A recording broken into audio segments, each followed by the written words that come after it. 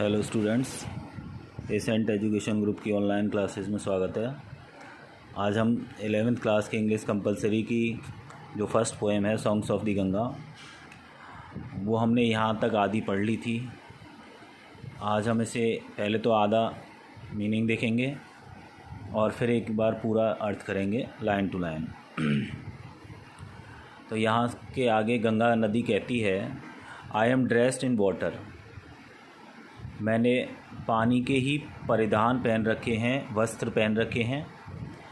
I am naked as water, फिर भी मैं ऐसी वस्त्रहीन हूँ जैसे कि पानी होता है।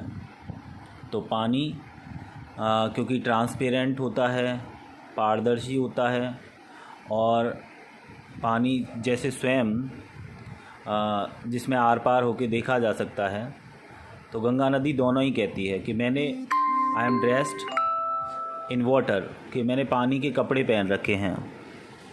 और दूसरी तरफ कहती है I am naked as water, कि मैं ऐसी हूँ, पानी जैसी ही वस्त्रहीन हूँ।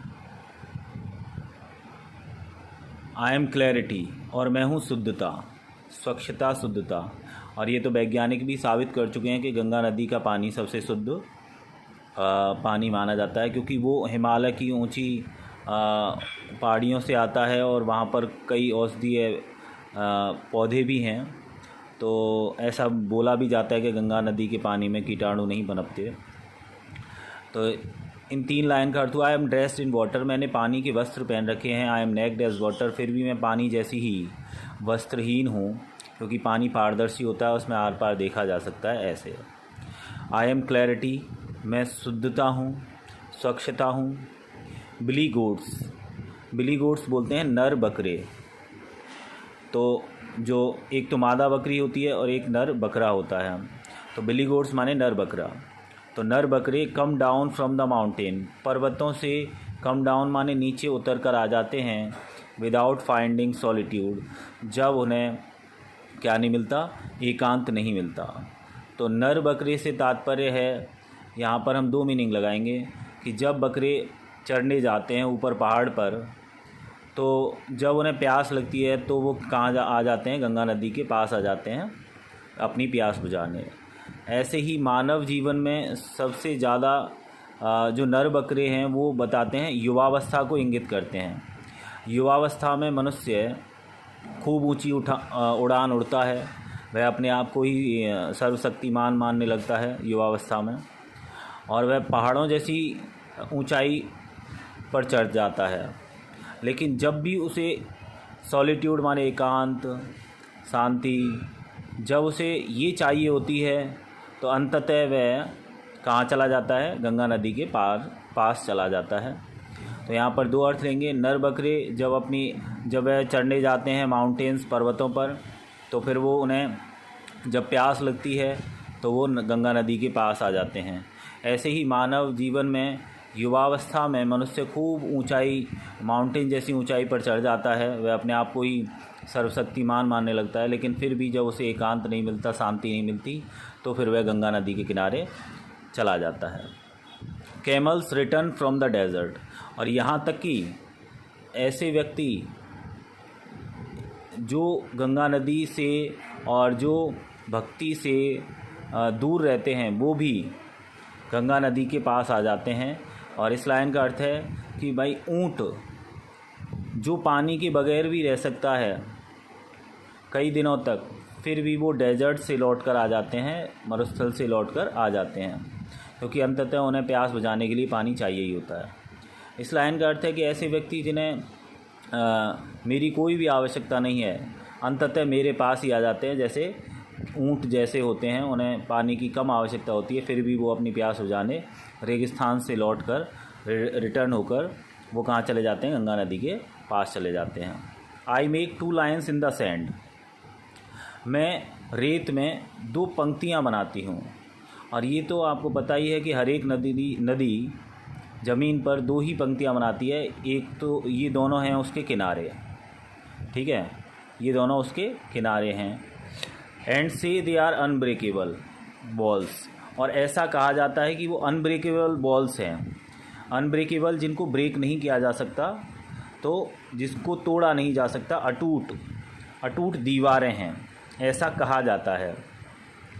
तो मैं ज़मीन पर 2 लाइन बनाती हूँ और उनके बारे में कहा जाता है कि वो अटूट दीवारें हैं। तो वो अटूट दीवारें ऐसे हैं कि नदी के किनारे कभी भी आपस में मिल नहीं सकते। अब इसका भावार्थ सुनते हैं। गंगा नदी इस ज़मीन पर 2 रेखाएं बनाती है, जीवन और मृत्यु, और से दे आर अनब्रेकेबल बॉल्स, और ऐसा कहा जाता है कि वो अटूट हैं, उनको कोई टाल नहीं सकता, वो होंगी ही होंगी। तो ये भी एक भावार्थ है इसका। गंगा नदी कहती है कि मैं ज़मीन पर 2 लाइन बनाती हूँ, जीवन और मृत्यु, और उनके बारे में कहा जाता है कि वो अटूट हैं, अटूट दीवारें हैं, उनको कोई तोड़ नहीं सकता। I make the 4 directions one, मैं एक ही बार में 4 दिशाओं का निर्माण करती हूँ। 4 डायरेक्शंस, 4 दिशाओं का, मेक माने निर्माण करना, वन माने एक ही बार में।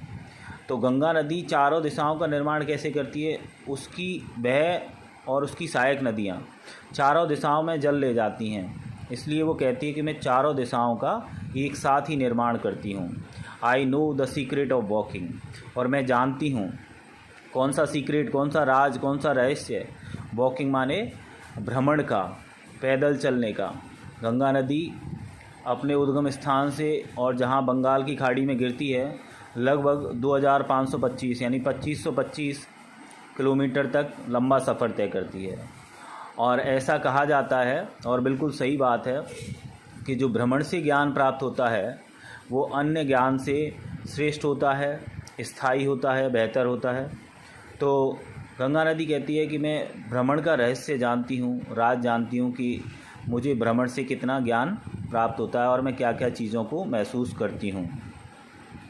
I am the death of fire, मैं पानी की मौत हूँ, और ये सबको पता है कि जल पानी की मौत होता है, और गंगा नदी में जो जल है वो भी पानी की मौत है। अब यहाँ पर इसका भावार्थ करते हैं। I am the death of fire, इसमें सीधा शाब्दिक अर्थ तो ये है कि मैं आग की मौत हूँ। ये आप जानते हैं कि पानी आग की मौत होता है, पानी आग को बुझा देता है। अच्छा, दूसरा भावार्थ लेते हैं। I am the death of fire, कि किसी के मन में कोई भी अग्नि कौन सी?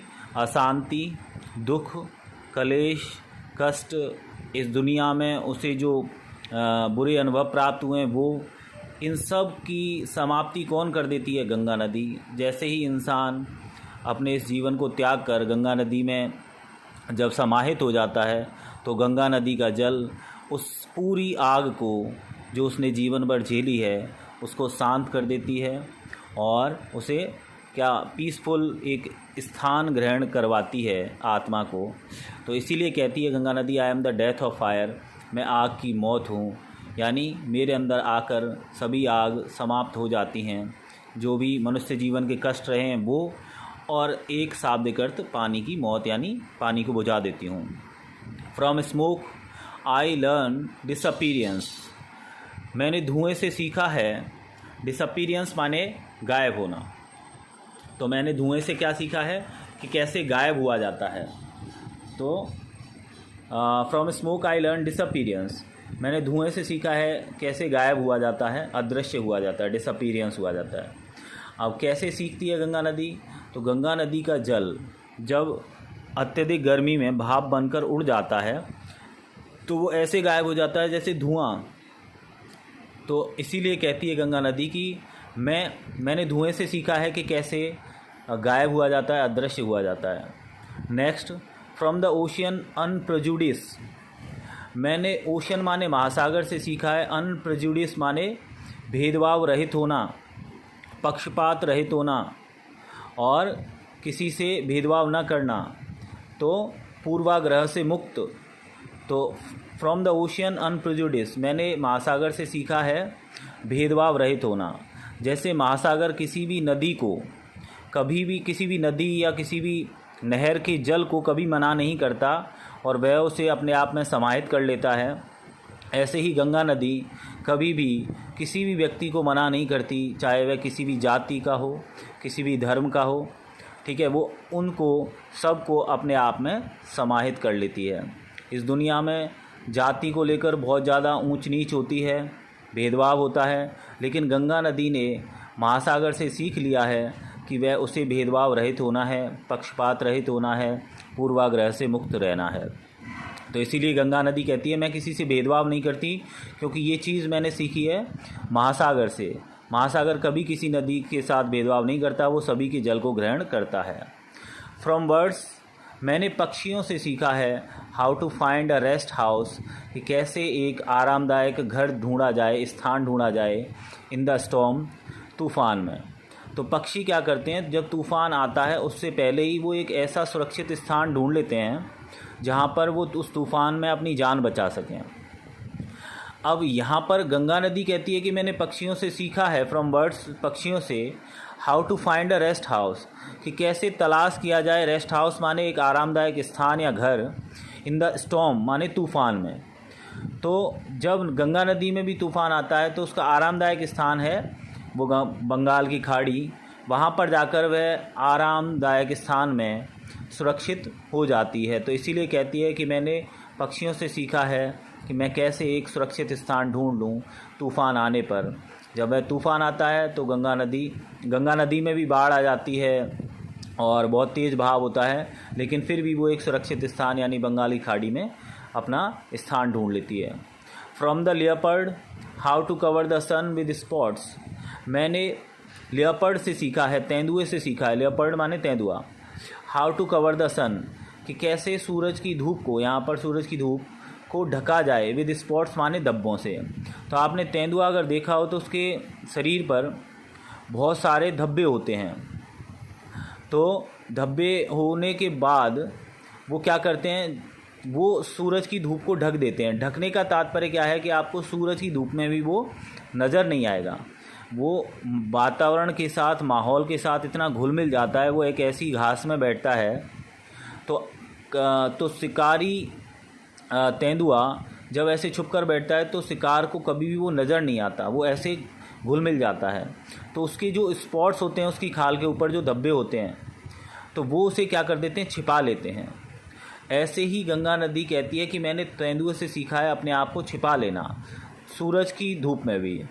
इसके दो अर्थ हैं। वह जब गंगा नदी जब महासागर में मिल जाती है तब सूरज की धूप में भी आप ये नहीं पहचान सकते कि कौन सा पानी गंगा नदी का पानी है, वो बिल्कुल उसमें घुल मिल जाएगी। दूसरा, जब तलहटी आती है, जब नदी पहाड़ से नीचे उतरती है तो अपने मोटे मोटे पत्थरों को, कंकड़ों को छोड़ देती है। अब पानी उस मोटे मोटे पत्थरों के नीचे होकर बहता है। तो अगर आप उसे ऊपर से देखोगे सूरज की धूप में तो आपको लगेगा ही नहीं कि कोई नदी बह रही है, क्योंकि वहाँ पर इतने मोटे मोटे पत्थर हैं और उनके नीचे से पानी बह रहा है। तो तलहटी में ऐसा लगता है नदी विलुप्त हो गई है, गायब हो गई है, अदृश्य हो गई है। तो इसीलिए कहती है कि मैंने उन स्पॉट्स से जो तेंदुए के ऊपर शरीर पर होते हैं, खाल पर होते हैं, ऐसे जैसे वो सूरज की धूप में क्या हो जाता है, छुप जाता है, कवर हो जाता है, ऐसे ही मैंने सीख लिया है उस तेंदुए से कि कैसे मैं अपने आप को छुपा लूँ सूरज की धूप में भी। दो अर्थ हो गए, एक तो तलहटी में जब वो मोटे पत्थरों के नीचे होकर बहती है तब दिखाई नहीं देती, दूसरा जब वो महासागर में मिल जाती है तब वो दिखाई नहीं देती। In summer I tend watermelons, गर्मी में मैं, टेंड माने परवाह करना है ना, और देखभाल करना, तो मैं देखभाल करती हूँ, परवाह करती हूँ वाटरमेलन्स माने तरबूजों की। तो आपने सुना ही होगा सबसे ज़्यादा तरबूज गंगा और यमुना नदी के किनारों पर होते हैं। तो वो कहती है कि गर्मी जब आती है तो मैं देखभाल करती हूँ वाटरमेलन्स माने तरबूजों की। तो उनके किनारों पर बहुत सारे तरबूजों की फसल होती है, तो इसलिए कहती है कि गर्मियों में मैं देखभाल करती हूँ तरबूजों की। एंड इन फ्लड, और जब बाढ़ आ जाती है, फ्लड माने बाढ़, आई स्टे, तो मैं रुक जाती हूँ। नियर द पोस्टमैन्स हाउस, किसके घर, पोस्टमैन के घर के पास। तो पोस्टमैन क्या होता है, डाकिया जो लेटर को पोस्ट करता है, डिलीवर करता है, उसके घर के पास पहुंच जाती हूँ। इसका तात्पर्य क्या है कि बाढ़ आने पर भी मैं इतनी ऊपर नहीं उठती। अब पुरानी एक प्रथा थी कि जब कोई गांव निर्मित होता था तो सबसे गांव की ऊपर वाली जगह पर पोस्टमैन का संदेशवाहक का घर बनाते थे, ताकि अगर बाढ़ भी आ जाए तो वह लोगों से आपसी संपर्क या गांव का आपसी संपर्क बंद ना हो, ताकि वो पोस्टमैन कहीं से मदद ला सके, इसलिए सारी सबसे जो ऊंची जगह थी वहाँ पर पोस्टमैन का घर बनाते थे। तो इसलिए वो कहती है कि मैं जब बाढ़ आ जाती है तो मैं उस पोस्टमैन के घर के पास रुक जाती हूँ। क्यों? क्योंकि मैं इतनी ऊपर नहीं उठती कि लोगों का जीवन का खतरा आ जाए और लोगों का संपर्क ही टूट जाए। आई एम अ बेगर। यहाँ पर गंगा नदी कहती है कि मैं एक भिखारी हूँ। आई एम अ क्लोन, और मैं एक जोकर हूँ। क्लोन वो होता है सर्कस में जो मजाकिया जो होता है, हंसाने वाला, जो तरह तरह के मुंह बनाता है और अपने मुंह पर पेंट करता है, उसे क्लोन बोलते हैं। एंड आई एम शैडोलेस, और मैं परछाई रहित हूँ। तो गंगा नदी अपने आप को बैगर क्यों बोलती है? बैगर व भिखारी बोलती है क्योंकि गंगा नदी को अपने पानी के लिए जो पर्वतों पर जो ग्लेशियर हैं, ठीक है, जो हिमखंड हैं जो जमे हुए हैं, उन पर निर्भर रहता है। तो ऐसा लगता है गंगा नदी भीख मांगती है अपने पानी के लिए उन ग्लेशियर से, उस बर्फ़ से, तब जाकर उसे उसका पानी मिलता है। इसीलिए वो कहती है आई एम अ बैगर, मैं एक भिखारी हूँ।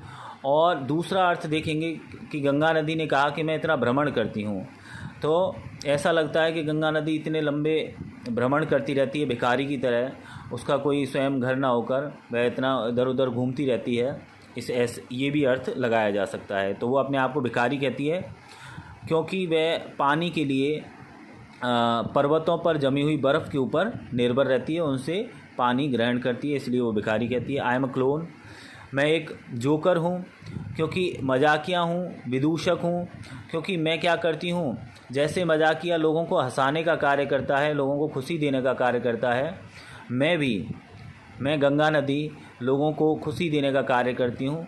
उनकी फसल में सहायक होती हूँ, उनके जीवन में सहायक होती हूँ, उनके पेयजल के लिए काम आती हूँ। तो इसलिए वो कहती है कि मैं भी उस मजाकिया जैसी हूँ जो लोगों को हंसाने का काम करता है, ऐसे ही मैं लोगों को खुशी देती हूँ। एंड आई एम शैडोलेस, और मैं परछाई रहित हूँ। परछाई रहित, पानी की कोई परछाई नहीं होती, पानी की कोई शैडो नहीं बनती क्योंकि वो खुद ट्रांसपेरेंट होता है। तो इसलिए कहती है कि मैं परछाई रहित हूँ, मेरी कोई परछाई नहीं बनती। आशा है ये आपको पोएम समझ में आ गई होगी। A.K. मेहरोत्रा की पोएम है। आप इसे इन दोनों वीडियोज़ जो हैं उनको आप एक बार एक साथ देख लें तो आपको ये पोएम समझ में आ जाएगी। पूरी पोएम में आपको गंगा नदी की ही विशेषताएं, उसके कार्य, उसका महत्व और उसकी जो भूमिका है इस पृथ्वी पर, इस भारत देश में, वो ही मिलेगी, और जो कि आप आसानी से समझ जाएंगे।